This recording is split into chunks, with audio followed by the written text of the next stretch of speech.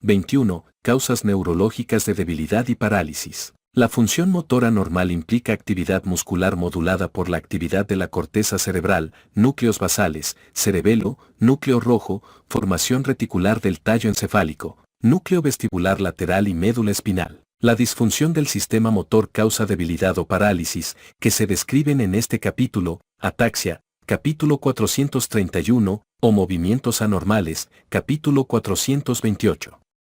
La debilidad es una reducción en la fuerza que puede ejercerse mediante uno o más músculos. Debe distinguirse de la fatiga fácil, o sea, la capacidad para mantener una actividad que sería normal para una persona de la misma edad, sexo y tamaño, de la limitación en la función por dolor o rigidez articular o alteración de la actividad motora porque la pérdida sensitiva propioceptiva grave impide la retroalimentación adecuada sobre la dirección y la fuerza de los movimientos. También es distinta de la bradicinesia, en la que se requiere más tiempo para ejercer la fuerza completa, y la apraxia, un trastorno en la planeación e inicio de un movimiento hábil o aprendido no causado por deficiencia motora o sensitivas significativas, capítulo 26. La parálisis o el sufijo, plejía indica una debilidad tan grave que no es posible contraer un músculo, mientras que la paresia se refiere a una debilidad menos grave.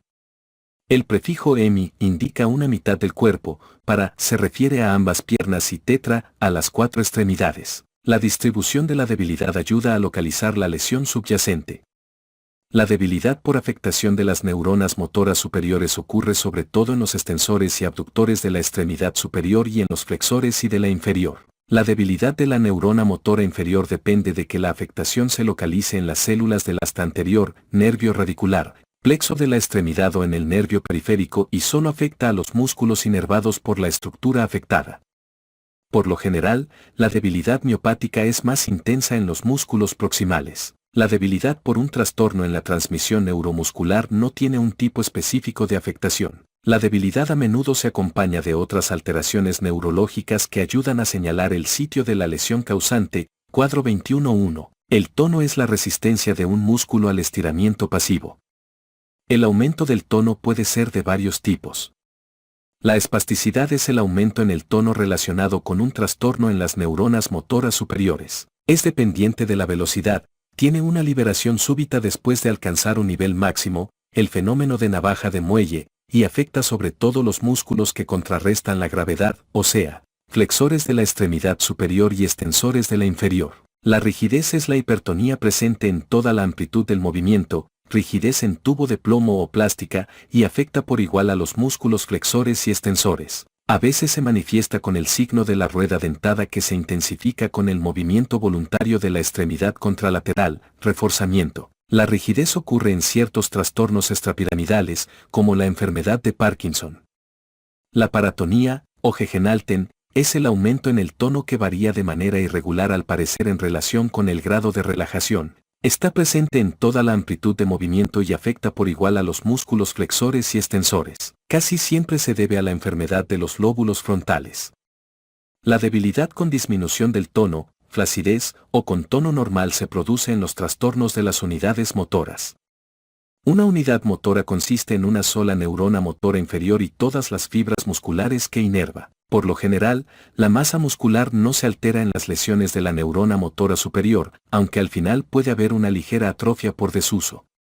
En contraste, la atrofia suele ser notoria cuando la causa de la debilidad es una lesión en la neurona motora inferior, también ocurre en la enfermedad muscular avanzada. Los reflejos por estiramiento muscular, tendinosos, casi siempre se intensifican en las lesiones de la neurona motora superior, pero pueden estar disminuidos o ausentes por un tiempo variable justo después de la lesión aguda. En la mayor parte de los casos, aunque no siempre, la hiperreflexia se acompaña de la pérdida de los reflejos cutáneos, como los abdominales superficiales, capítulo 415, y en particular por una respuesta plantar extensora, Babinski. Los reflejos por estiramiento muscular se reducen con las lesiones de la neurona motora inferior que afectan de manera directa los arcos reflejos específicos.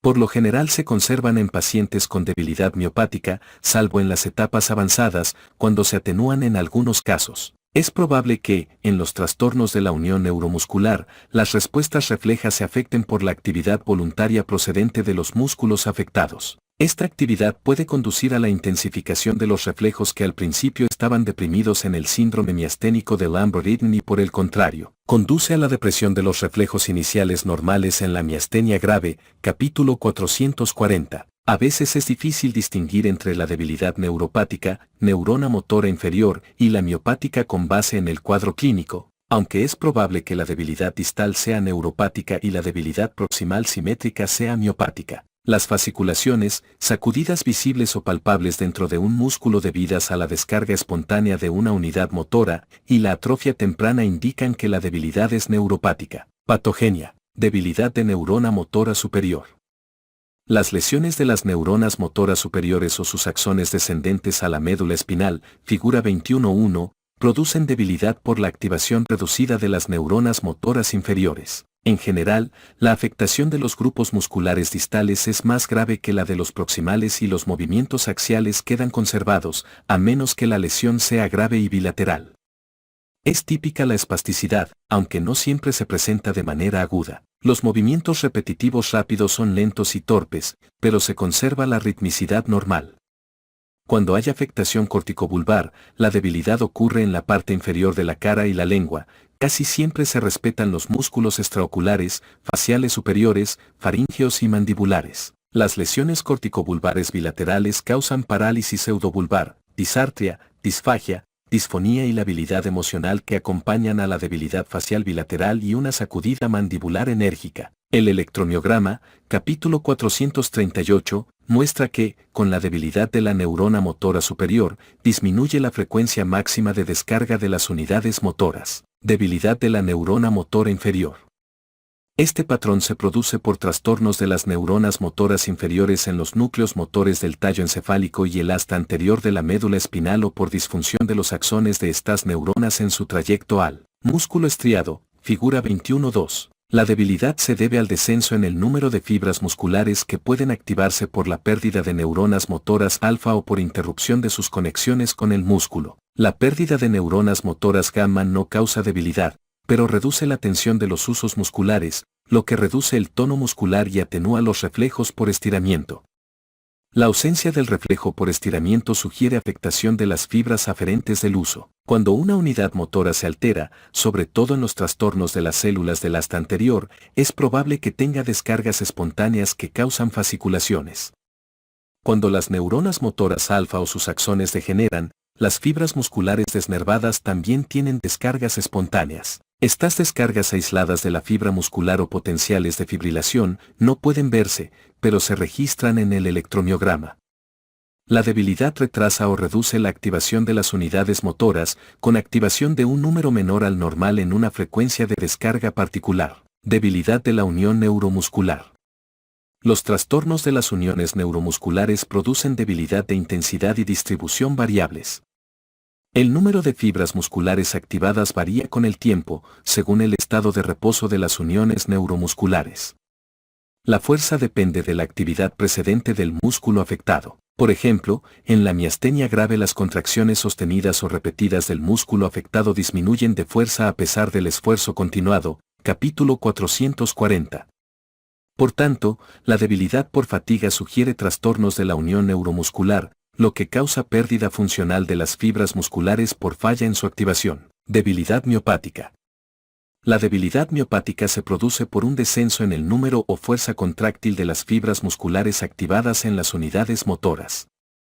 En las distrofias musculares, miopatías inflamatorias o miopatías con necrosis de la fibra muscular, el número de fibras musculares se reduce en muchas unidades motoras. En la electromiografía, el tamaño del potencial de acción de cada unidad motora está reducido y las unidades motoras deben activarse con más rapidez de la normal para producir la fuerza deseada. Algunas miopatías causan debilidad por la pérdida de la fuerza contráctil de las fibras musculares o por la afectación relativamente selectiva de las fibras tipo 2, rápidas. Estas miopatías podrían no afectar el tamaño de los potenciales de acción de la unidad motora individual y se detectan por la discrepancia entre la actividad eléctrica y la fuerza de un músculo. Debilidad psicógena. La debilidad puede ocurrir sin una causa orgánica identificable. Tiende a ser variable, inconsistente y con un tipo de distribución imposible de explicar con bases anatómicas. En las pruebas formales, Los músculos antagonistas a veces se contraen cuando se supone que el paciente deba activar el agonista. La gravedad de la debilidad es incompatible con las actividades del paciente. Distribución de la debilidad. Hemiparesia. La hemiparesia se debe a una lesión de la neurona motora superior por arriba de la parte intermedia de la médula espinal cervical. La mayor parte de estas lesiones están por arriba del agujero magno. La presencia de otras deficiencias neurológicas ayuda a localizar la lesión. Por ejemplo, los trastornos del lenguaje señalan una lesión cortical. Los efectos en el campo visual homónimo indican una lesión hemisférica cortical o subcortical. Una hemiparesia motora pura de la cara, brazo y pierna a menudo se debe a una lesión pequeña y delimitada en la extremidad posterior de la cápsula interna, pedúnculo cerebral o parte superior de la protuberancia anular. Algunas lesiones del tallo cerebral producen parálisis cruzada, que consta de signos ipsilaterales de los pares craneales y hemiparesia contralateral, capítulo 419. La ausencia de signos de los pares craneales o debilidad facial sugiere que la hemiparesia es secundaria a una lesión en la porción superior de la columna cervical, en especial si se acompaña de síndrome de Brown-Sequard, capítulo 434. La hemiparesia aguda o episódica casi siempre se debe a lesiones estructurales focales, en particular lesiones de expansión rápida o un proceso inflamatorio. La hemiparesia subaguda que evoluciona durante días o semanas puede deberse a un hematoma subdural, trastornos infecciosos o inflamatorios, por ejemplo, absceso cerebral, granuloma o meningitis micóticos, parasitosis, esclerosis múltiple, sarcoidosis, o neoplasias primarias y metastásicas. El SIDA puede manifestarse con hemiparesia subaguda por toxoplasmosis o linfoma del sistema nervioso central. La hemiparesia crónica que evoluciona durante meses casi siempre se debe a una neoplasia o malformación vascular, un hematoma subdural crónico o una enfermedad degenerativa. La investigación de la hemiparesia, figura 21.3, aguda comienza con una tomografía computarizada del cerebro y análisis de laboratorio. Si la tomografía es normal o en los casos de hemiparesia subaguda o crónica, se obtiene una imagen por resonancia magnética del cerebro y la columna cervical, incluido el agujero magno, según las manifestaciones clínicas. Paraparesia. La causa más frecuente de la paraparesia aguda es una lesión intraespinal, pero es posible que el origen espinal no se identifique al principio si hay flacidez y arreflexia de las piernas. Sin embargo, por lo general hay pérdida sensitiva de las piernas y la afectación está en un nivel alto del tronco, una pérdida sensitiva disociada que hace pensar en un síndrome medular central. Capítulo 434, o hiperreflexia de las piernas con reflejos normales en los brazos. Las imágenes de la médula espinal, figura 21.3, a veces muestran lesiones compresivas, infarto, casi siempre se conserva la propiocepción, fístulas arteriovenosas u otras anomalías vasculares o mielitis transversa, capítulo 434. Las enfermedades de los hemisferios cerebrales que causan paraparesia incluyen isquemia de la arteria cerebral anterior, también afecta la elevación de hombros, trombosis venosa cortical o del seno sagital superior e hidrocefalia aguda. Las paraparesias pueden ser resultado del síndrome de cola de caballo, por ejemplo, después de un traumatismo en la parte inferior de la espalda, hernia medial de un disco o de un tumor intraespinal. Aunque a menudo hay afectación de los esfínteres, en repetidas ocasiones se conserva la flexión de la cadera, al igual que la sensibilidad en la cara anterolateral de los muslos. Raras veces, la paraparesia se debe a una enfermedad de las células del asta anterior que evoluciona con rapidez, como la infección por poliovirus o el virus del Nilo occidental, neuropatía periférica, como el síndrome de Guillain-Barré, capítulo 439, o miopatía, capítulo 441. La paraparesia espástica subaguda o crónica se debe a enfermedad de neurona motora superior. Cuando se relaciona con pérdida sensitiva de la extremidad inferior y afectación de esfínteres, debe considerarse un trastorno crónico de la médula espinal, capítulo 434. Si hay signos hemisféricos, es probable que haya un meningioma parasagital o hidrocefalia crónica. La ausencia de espasticidad en una paraparesia de larga evolución sugiere que la causa radica en la neurona motora inferior o en una miopatía. Las investigaciones casi siempre comienzan con resonancia raquídea, pero cuando los signos de la neurona motora superior se acompañan de somnolencia, confusión, convulsiones u otros signos hemisféricos, también debe obtenerse una resonancia cerebral, a veces como herramienta inicial. Los estudios electrofisiológicos tienen utilidad diagnóstica cuando los hallazgos clínicos sugieren un trastorno neuromuscular subyacente, tetraparesia o debilidad generalizada. Dicho trastorno puede ser resultado de trastornos del sistema nervioso central o la unidad motora, aunque a menudo los términos se usan de manera indistinta. Tetraparesia se usa con frecuencia cuando se sospecha una causa en la neurona motora superior y debilidad generalizada cuando es probable que el trastorno radique en las unidades motoras. La debilidad por trastornos en el sistema nervioso central casi siempre se asocia a cambios en la conciencia o cognitivos y se acompaña de espasticidad, hiperreflexia y trastornos sensitivos. La mayor parte de las causas de debilidad generalizada se acompañan de función mental normal, hipotonía y decremento de los reflejos por estiramiento muscular. Las causas principales de la debilidad intermitente se enumeran en el cuadro 21.2. Es posible que un paciente con fatiga fácil generalizada sin debilidad objetiva tenga síndrome de fatiga crónica, capítulo 442, tetraparesia aguda. La tetraparesia con inicio en minutos puede ser consecuencia de trastornos en las neuronas motoras superiores, como los causados por anoxia, hipotensión, isquemia del tallo encefálico o la médula espinal, traumatismo y alteraciones metabólicas sistémicas, o en los músculos, trastornos electrolíticos, ciertos defectos congénitos en el metabolismo energético muscular, toxinas y parálisis periódicas. Además de estos trastornos, el inicio en cuestión de horas a semanas puede deberse a alteraciones de la neurona motora inferior, como el síndrome de Guillain-Barré, capítulo 439. En pacientes obnubilados, la valoración comienza con una tomografía cerebral. Si hay signos de neurona motora superior, pero el paciente se encuentra alerta, casi siempre se inicia con una resonancia de la porción cervical de la médula espinal. Si la debilidad está debajo de la neurona motora inferior, es miopática o de origen incierto, la valoración clínica comienza con análisis sanguíneos para conocer la concentración de enzimas musculares y electrólitos, electromiografía y estudios de conducción nerviosa, tetraparesia subaguda o crónica.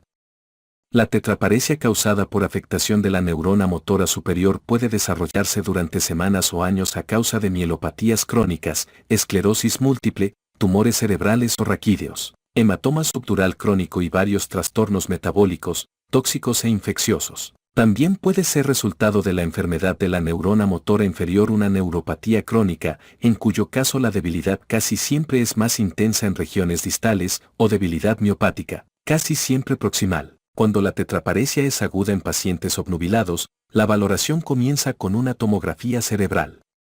Si los signos de neurona motora superior se desarrollaron de manera aguda, pero el paciente está alerta, suele iniciarse con resonancia de la médula espinal. Cuando el inicio es gradual, casi siempre es posible distinguir los trastornos de hemisferios cerebrales, tallo encefálico y médula espinal cervical con las manifestaciones clínicas y los estudios de imágenes se dirigen primero al sitio que señale la sospecha clínica. Si la debilidad concuerda con la neurona motora inferior, miopatía o es de origen desconocido, las pruebas de laboratorio para cuantificar las enzimas musculares y electrólitos, la electromiografía y los estudios de conducción nerviosa ayudan a localizar el proceso patológico. Monoparesia.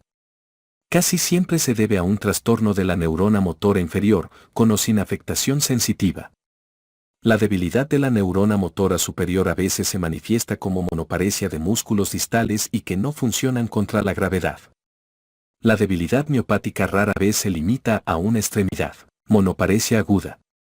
Si la debilidad es de predominio distal, concuerda con la neurona motora superior y no se acompaña de alteración sensitiva o dolor, es probable que se trate de isquemia cortical focal, capítulo 420. Las posibilidades diagnósticas son similares a las de la hemiparesia aguda. La debilidad de la neurona motora inferior casi siempre se acompaña de pérdida sensitiva y dolor. La debilidad a menudo se localiza en un solo nervio radicular o nervio periférico, aunque en ocasiones refleja afectación de un plexo. Si es probable que la debilidad sea por trastorno de la neurona motora inferior, la valoración comienza con electromiografía y estudios de conducción nerviosa, monoparesia subaguda o crónica. La debilidad y la atrofia que se desarrollan a lo largo de semanas o meses casi siempre se originan en la neurona motora inferior. Cuando se acompaña de síntomas sensitivos es probable una causa periférica, nervio, raíz o plexo. De lo contrario, debe considerarse la enfermedad de las células del asta anterior. En cualquier caso, está indicado un estudio electrodiagnóstico. Si la debilidad es del tipo de neurona motora superior, una pequeña lesión cortical delimitada, circunvolución precentral, o una lesión medular podrían ser la causa y se obtienen las imágenes apropiadas. Debilidad distal. La afectación de la zona distal de dos o más extremidades sugiere enfermedad de la neurona motora inferior o de nervios periféricos. Ocasionalmente la debilidad repentina distal de las extremidades inferiores es resultado de una polineuropatía tóxica aguda o del síndrome de la cola de caballo. La debilidad distal simétrica por lo general evoluciona a lo largo de varias semanas, meses o años y, cuando se acompaña de parestesias, es secundaria a neuropatía periférica, capítulo 438. La enfermedad de las células del asta anterior puede comenzar en la parte distal, pero casi siempre es asimétrica y no se acompaña de parestesias, capítulo 429. Raras veces, las miopatías se presentan con debilidad distal, capítulo 441. Los estudios electrodiagnósticos ayudan a localizar el trastorno, figura 21.3. Debilidad proximal. La miopatía a menudo causa debilidad simétrica de los músculos del cinturón pélvico o torácico, capítulo 441. Las enfermedades de la unión neuromuscular, como la miastenia grave, capítulo 440, pueden manifestarse con debilidad proximal simétrica, con frecuencia acompañada de tosis, diplopía o debilidad vulvar y de intensidad fluctuante durante el día. En la enfermedad de las células del asta anterior, la debilidad proximal casi siempre es asimétrica, aunque puede ser simétrica si es familiar. No hay parestesias en ninguna de estas enfermedades.